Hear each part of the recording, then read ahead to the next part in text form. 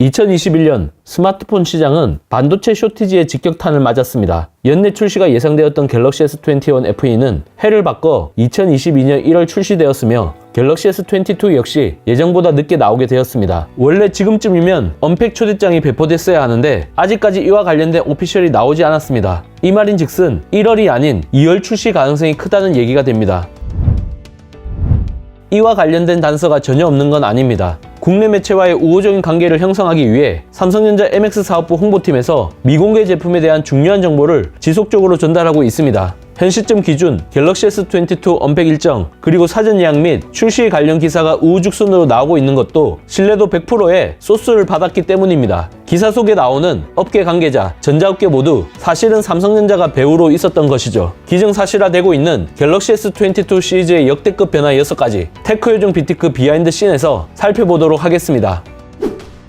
첫 번째, 출시일. 전작 갤럭시 S21 시리즈는 현지 시간 기준 2021년 1월 14일 공개되었습니다. 예전보다 한 달 정도 앞당겨졌기 때문에 명백한 조기 출시였죠. 아이폰 12가 슈퍼사이클에 진입하면서 삼성의 5G 스마트폰 점유율도 추락하게 되었기 때문에 발빠른 대응이 이루어진 것입니다. 하지만 반도체 쇼티지의 영향으로 다시 출시일이 해기되었으니 참으로 아이러니한 일이 아닐 수 없습니다. 갤럭시 S22 시리즈가 발표되는 2022년 첫 언팩 이벤트의 디데이는 2월 8일 화요일로 알려졌습니다. 이번에도 노태문 사장이 호스트 역할을 맡았으며 사전 녹화로 진행되어 온라인 이벤트의 형식을 띠게 됩니다. 사전 예약은 다음 날인 2월 9일부터 진행되며 2월 24일 일반 판매가 시작될 것이라고 합니다. 초대장 공개 시점은 1월 하순이 유력시되고 있습니다. 보통 언팩 일주일 전에 발송하는 게 관례이지만 이렇게 되면 설 연휴와 겹치기 때문에 조금 일찍 배포할 가능성이 커 보입니다.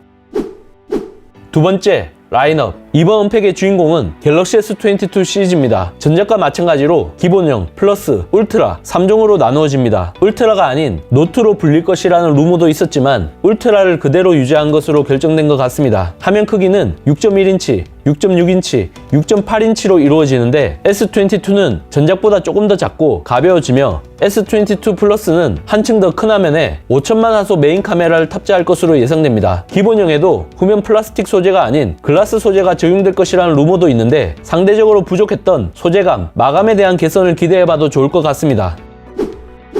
세 번째, 울트라. 갤럭시 S22 울트라는 사실상 다른 모델이라고 봐도 무방할 정도로 변화의 폭이 상당히 큽니다. 먼저 갤럭시 노트와 유사한 각진 디자인을 채택하고 화면 비율도 19.5대 9로 전작의 20대 9보다 가로폭이 넓어집니다. 또한 단순히 S펜만 지원하는 게 아니라 기기 내 펜 수납이 이루어집니다. 또한 후면에는 카메라 섬이 없어진 물방울 디자인의 고성능 카메라가 탑재됩니다. 현재까지 알려진 스펙을 보면 QHD 플러스 해상도에 6.8인치 다이내믹 아몰레드 디스플레이, 120Hz의 가변 주사율, 초음파 디스플레이 지문 인식, 고릴라 글라스 빅터스, 5000mAh 배터리 등이 있습니다. 눈길을 끄는 점은 IT 팁스터 자라브칸이 갤럭시 S22 울트라에 제공되는 S펜의 지연 속도가 2.8ms에 불과하다고 얘기한 점입니다. 갤럭시 노트 20 울트라 S펜의 지연 속도보다 무려 3배 이상 개선된 수치이기 때문에 펜 사용성 측면에서 극적인 향상을 기대해봐도 좋을 것 같습니다. 또한 1억 800만 화소의 후면 메인 카메라가 12비트 HDR 기술을 지원하게 된다면 전작보다 개선된 색상범위, 밝기로 영상 촬영이 가능할 것으로 보입니다. 4K 60프레임 녹화할 때만 활성화되며 8K 영상 녹화 시에는 적용되지 않는다고 합니다.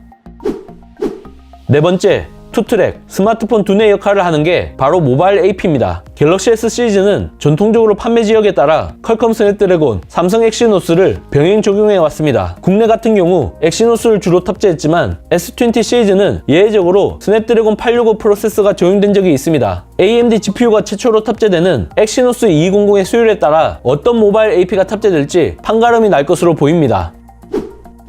다섯 번째, 기본 앱. 기본의 광고에 대한 논란은 결국 종지부를 찍었습니다. 지난해 8월 삼성전자 타운홀 미팅에서 노태문 사장이 기본의 광고 삭제를 공식적으로 확인시켜줬습니다. 임직원들의 건의로 장고 끝에 결정된 것으로 정리했지만 사실 오랫동안 갤럭시 팬들이 요구했던 부분인 만큼 유저의 목소리에 귀를 기울였다는 점은 충분히 박수받을 만한 부분입니다. 사실 조금만 늦었어도 만시지탄이 될 뻔했는데 결단을 내렸기 때문에 잃어버린 신뢰를 되찾을 수 있는 반전의 기회를 잡게 된 것이죠. One UI 4.0을 중심으로 소비자의 경험을 강화하는 동시에 삼성 갤럭시 기기와의 연계를 어떤 방식으로 이룰지가 관건이 될 것 같습니다.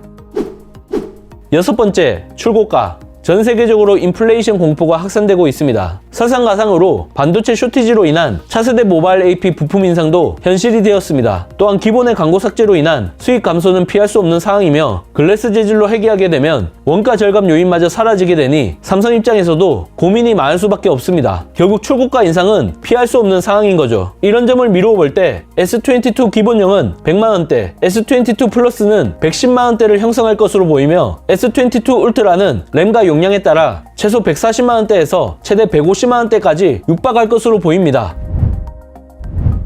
이번 영상을 본 여러분들의 생각은 어떠신가요? 잘 보셨다면 좋아요, 구독, 알림 설정까지 모두 눌러주세요. 영상 제작에 큰 도움이 되니 잊지 말고 눌러주시는 센스, 테크요정 비티크 다음 영상도 많은 기대 부탁드립니다. 고맙습니다.